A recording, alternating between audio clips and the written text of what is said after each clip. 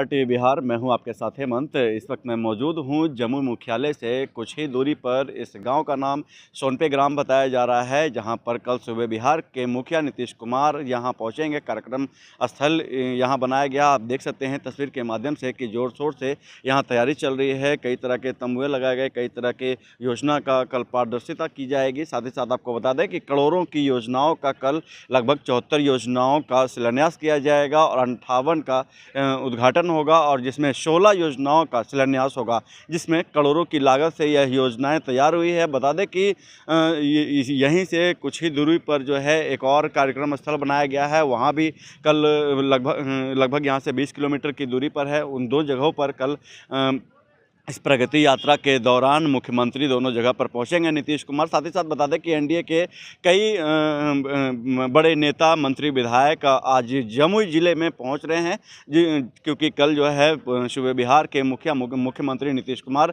यहां पहुंच रहे हैं, जिनका कार्यक्रम स्थल कल बनाया गया। प्रगति यात्रा के दौरान यह कार्यक्रम जो है जमुई में रखा गया है, और इस जमुई को सुदृढ़ तरीके से बनाने के लिए क्या योजना लाते हैं, जमुई को क्या सौगात मिलती है, ये भी कल दिखाने का प्रयास करेंगे। हालांकि मैं बता दूं साफ तौर पर कि जो प्रगति यात्रा है उसी के दौरान मुख्यमंत्री नीतीश कुमार कल जमुई पहुंचेंगे, और जमुई के साथ साथ जमुई से करीब 25 किलोमीटर दूर गढ़ी थाना क्षेत्र बताया जाता है, वहां भी कल जाकर कार्यक्रम करेंगे। तो साथ ही साथ बता दें कि जो गढ़ी थाना बताया जा रहा है उसको एक पर्यटक स्थल के रूप में कल मान्यता प्राप्त मिल जाएगी, जिसके बाद लोग अब पर्यटक स्थल से ही गढ़ी के नाम को जानेंगे।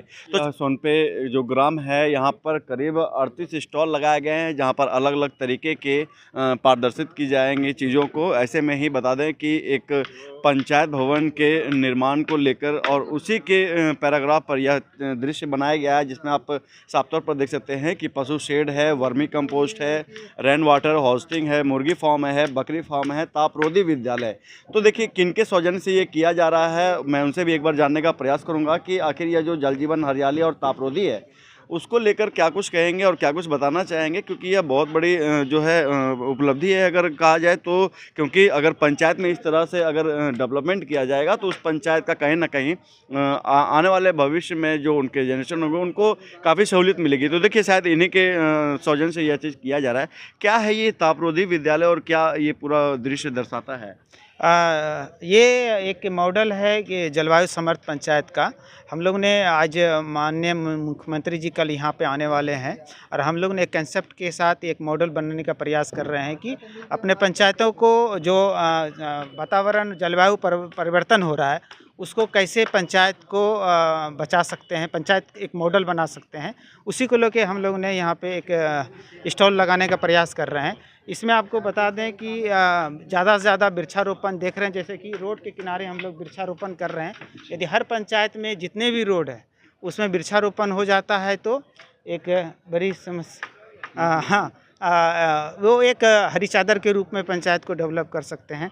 दूसरा है कि कुआं है, तालाब है, इससे क्या है कि आप देख रहे हैं कि लगातार जल स्तर घटते जा रहा है, बारिश कम होते जा रही है, टेम्परेचर बढ़ते जा रहा है। इसको लेके हम लोग को पानी को संरक्षण को लेके, मिट्टी संरक्षण को लेके, जैविक खेती का है कि मिट्टी ख़राब होती जा रही है तो उसको हम लोग जैविक खेती के माध्यम से हम अपने मिट्टी को बचा सकते हैं।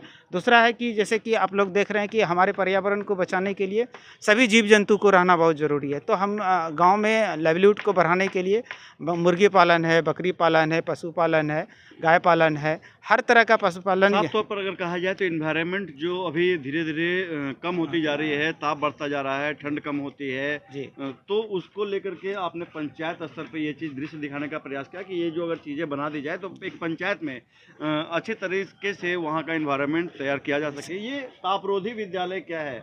ये तापरोधी विद्यालय देख रहे हैं कि अब ये पिछले साल एक न्यूज़ आया था यूनिसेफ का कि इस बार पिछले साल जो गर्मी पड़ी थी ना, बहुत सारे बच्चे गर्मी से परेशान होकर विद्यालय नहीं जा पाए थे।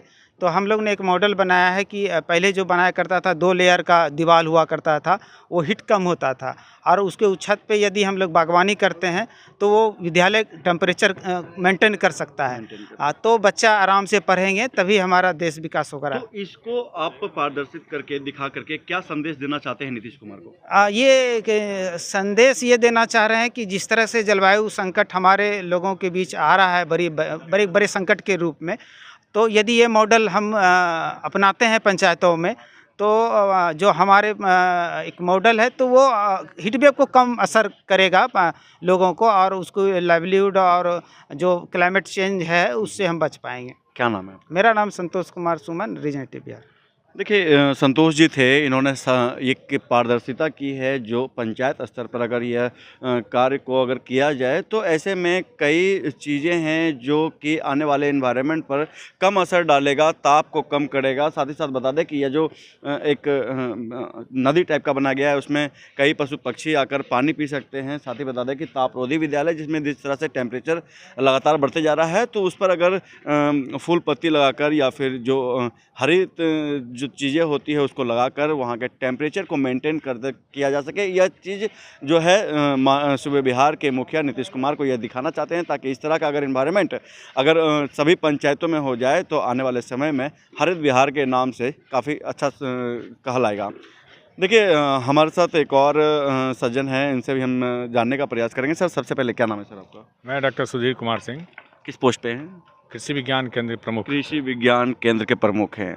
सुधीर जी, जिस तरह से यह पंचायत स्तर पर ये जो दृश्य दिखाया गया है या फिर जिस तरह से स्टॉलें लगाई गई है, लगभग 36-38 स्टॉलें हैं, क्या लगता है, आप तो कई कृषि विभाग में कई सालों से काम कर रहे होंगे, तो ऐसे में क्या कुछ डेवलप हो ताकि नीतीश कुमार को भी थोड़ा अच्छा लगे, और ये जो खासकर दिखाया गया है इसको लेकर क्या कहेंगे और आज का क्या कार्यक्रम चल रहा है अभी? देखिए, अभी हम लोगों की जो ज़रूरत है वो जल जीवन हरियाली को लेकर विशेष रूप से काम चल रहा है।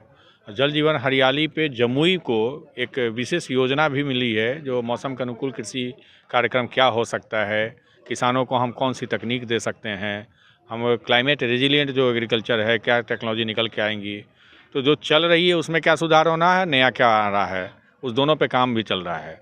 उसी के साथ एक कुछ मॉडल्स यहाँ पे हम लोग दिखा रहे हैं, जहाँ पे आप देख सकते हैं कि जल है तभी जीवन है, और जीवन बिना जल के आप कल्पना भी नहीं कर सकते।